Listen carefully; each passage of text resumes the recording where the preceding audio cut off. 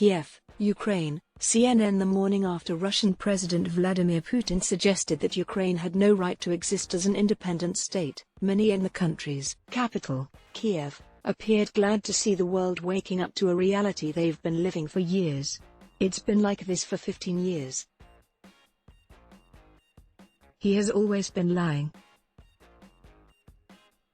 This is not diplomacy, it's just idiocy, Kyiv resident Nina Vasilenko told CNN waiting for a bus with her friend and former classmate Alla Bovchin. Vasilenko, who said she was 60+ years old, said the fact Putin had officially recognized 2 breakaway territories in the Donbas region of eastern Ukraine as independent makes no difference. The Russian army was there a long time ago, she said. Putin does not understand what democracy and diplomacy are. His idea is, this is mine and I have to take it. He wants to take Ukraine, that's what he says. My bell, Bovchin said, referring to Putin's crude remark about Ukraine last week. But I think that most European countries and the US already knew what was going on, she added. They didn't want to get into a conflict with Russia, they just wanted to get the oil and gas. The slogans about justice, they are just slogans. While Ukraine's political leaders responded with strong words to the events of Monday night, the reaction on the streets of Kyiv was more muted.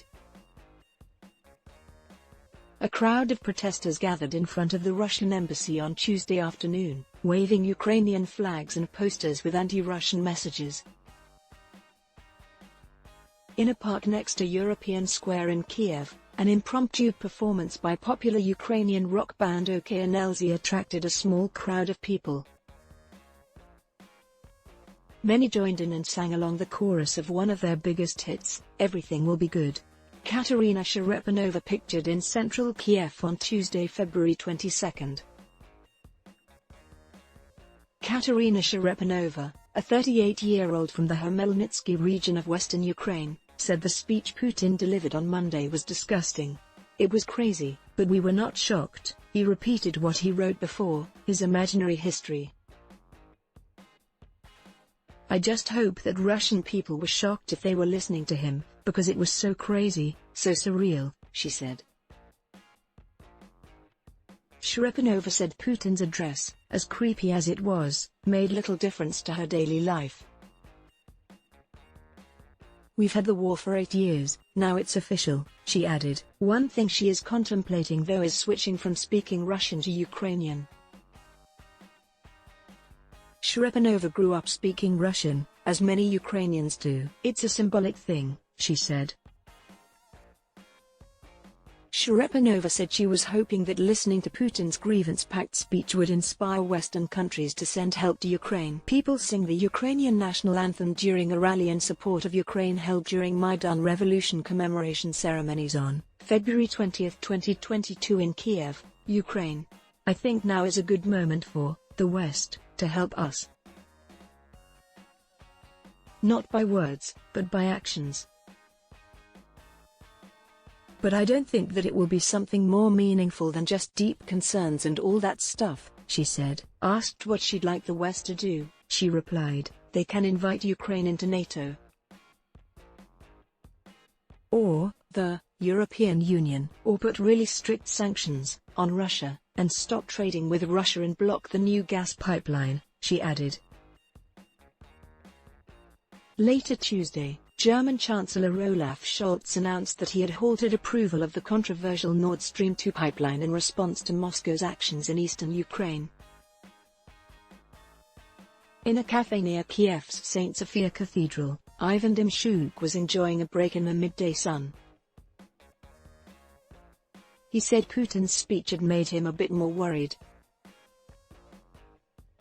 Just watched the crown jewel that was lost. This is why Putin wants Ukraine replay more videos. Must watch the crown jewel that was lost. This is why Putin wants Ukraine 221 based on his reaction to Ukraine acting as a sovereign country. We can expect anything from him, he said. Dymchuk, 33, has friends in the Vinnytsia region to the west of Kyiv and plans to send his family there if the capital becomes dangerous. Dymchuk added that he would stay in Kyiv, doing what he said was his duty as a member of Ukraine's territorial defense forces, the reserve forces of Ukraine's military. His unit, like many across the country, has ramped up its training in recent weeks. If anything happens, I will stay here and defend, he added. Olga Shevel said the events of recent days have been making her anxious. Olga Shevel came to Kyiv early on Tuesday morning from Fastiv, a town 50 miles southwest of the capital. We saw a lot of tanks moving, one after another, the whole column of military machinery moving towards Kyiv on the Zhytomyr highway. So that made me feel quite anxious, she said. I have 2 sons and grandchildren, I don't want them to go to war, she said. Shevel said her mother is originally from Russia and so she has relatives in the Altai region, near Russia's borders with Kazakhstan and Mongolia. And then the young boys are being conscripted and they don't even know where they are going, she added. I've seen a picture of the Russian soldiers, very young boys. Somewhere in Rostov region in some kind of a hut or a tent lying on the floor, just on the tiles, sleeping. As a mother I felt sorry for them, she said.